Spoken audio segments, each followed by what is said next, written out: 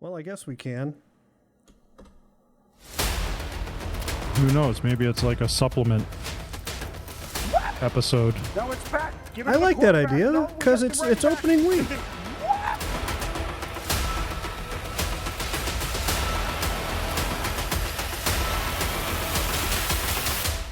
Straight off the couch. Here are the stories we're going to be chasing today. So what do we call this one? Episode 1.1 for 2025? 1.5? I don't know. 1.5? 1A?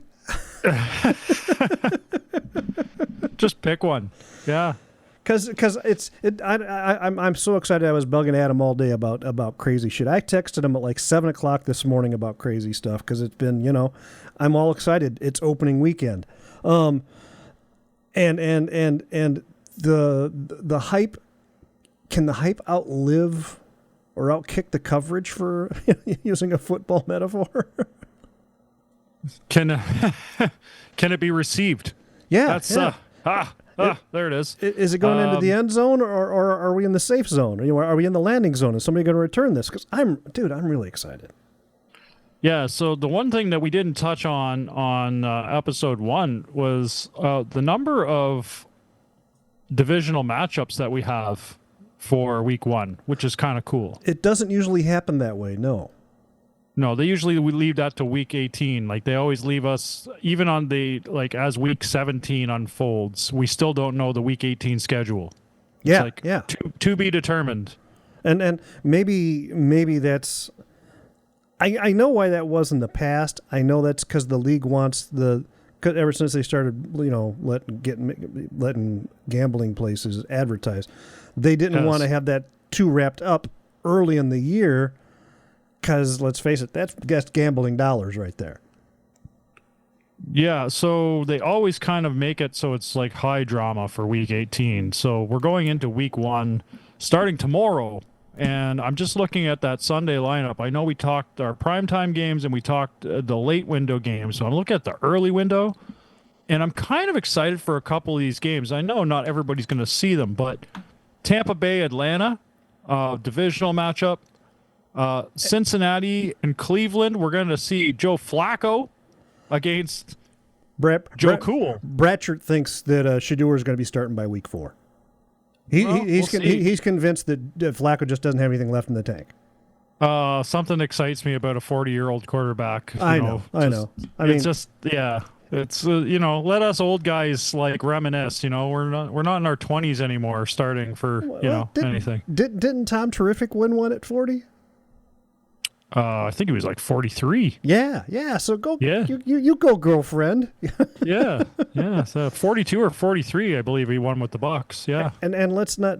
So who the Steelers playing this weekend? I don't even know that. Steelers got the Jets, so that's interesting. It kind of is, because the Jets have a whole new coaching staff, a whole new vision, and they can wave at Aaron from the sidelines. Hey, buddy, don't miss you at all. Yeah.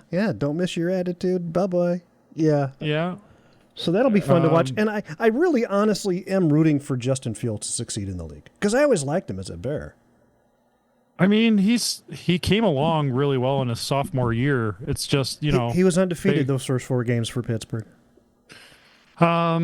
Then we've got the 2 potential dark horses. Remember we were talking about dark horses? Carolina goes into Jacksonville.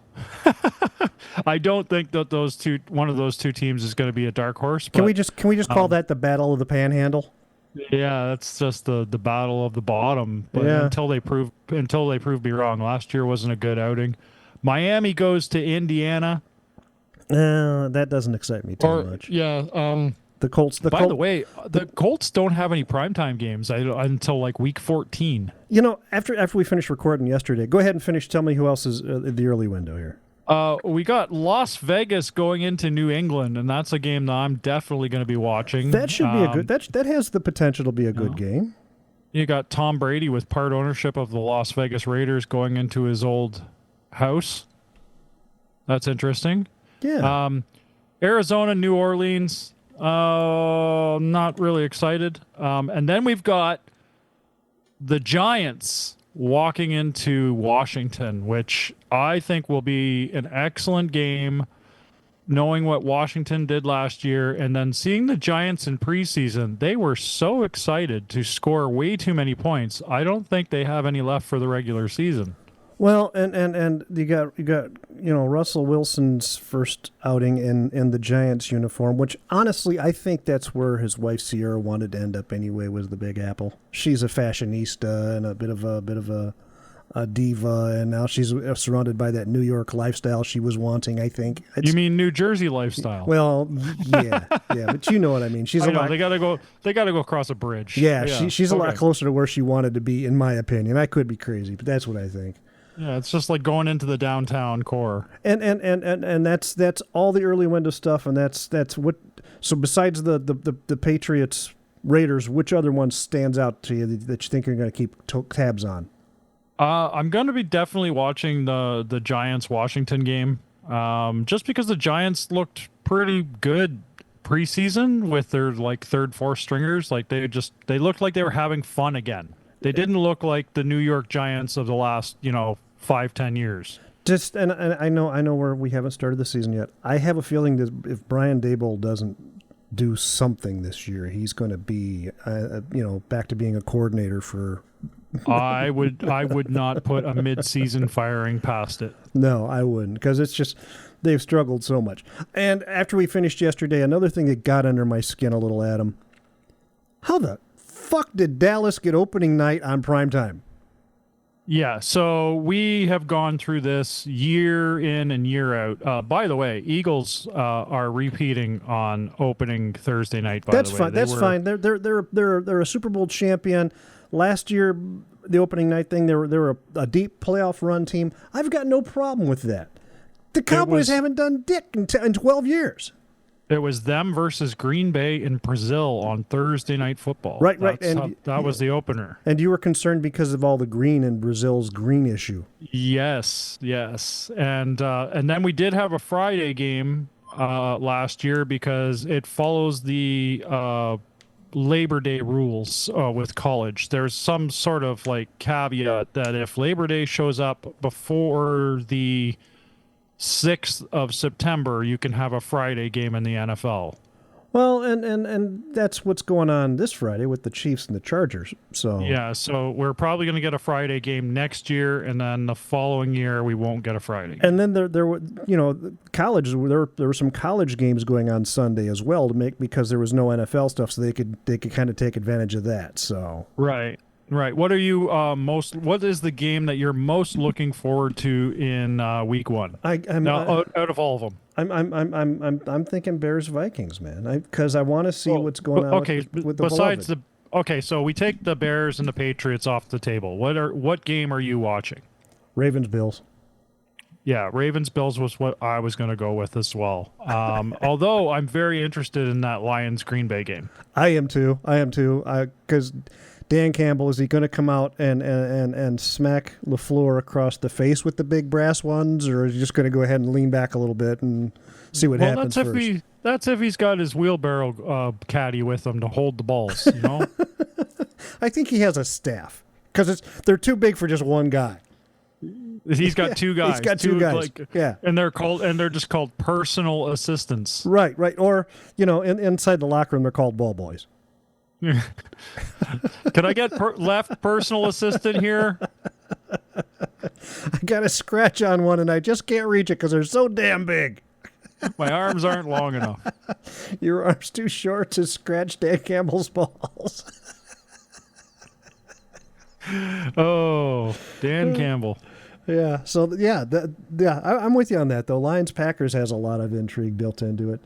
And I don't hold out a lot of hope with the Titans going against the Broncos, because the Broncos just looked really good, and that defense, they didn't lose anybody of significance, and nothing else is really jumping off the page at me, to be honest with you. Well, and we're just kind of like, shooting the shit here because we don't know what's going to happen in the league. First 4 weeks is kind of like extended preseason.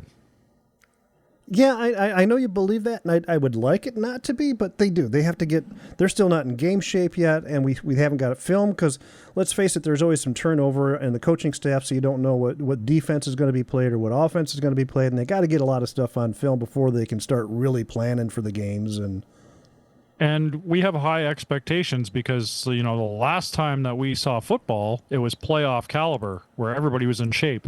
Right. And now we're going into like, oh, well, maybe you had a couple too many Coors Lattes over the summer. Maybe you got a little bit of a haze. Maybe you ate too many of those backyard barbecues. And this time of year, there's always, to get under salary cap, there's always veterans that are let go. They get picked up by another team because the coordinator knows the veteran and they like what the veteran does. So they're going to go ahead and bring him in and let him teach his system. So that's going on too. And, I know they've done training camp and preseason and the OTAs and everything like that, but there is like an off-season hangover. So it's going to take a couple weeks to get into game shape. There is, absolutely there is. Well, I feel my nipples, Adam. Feel my nipples. I can cut glass with these things. I'm excited. I am too. All right, I guess that I guess that does it for us. We talked about yesterday how to find us, but Adam, go ahead and cover that again for me, will you? Yeah. You can hit me up at Adam Off the Couch on X or Instagram. Terry, you? At TREMUP. That's at TREMUP on the Twitter. And then on Instagram, at Tear 'em Up Terry. For my broadcast partner, the ever gregarious and gangly Adam Weidel. Here we go again. We'll talk to you next Tuesday, boys and girls. Be safe. God bless. Bye-bye, everybody.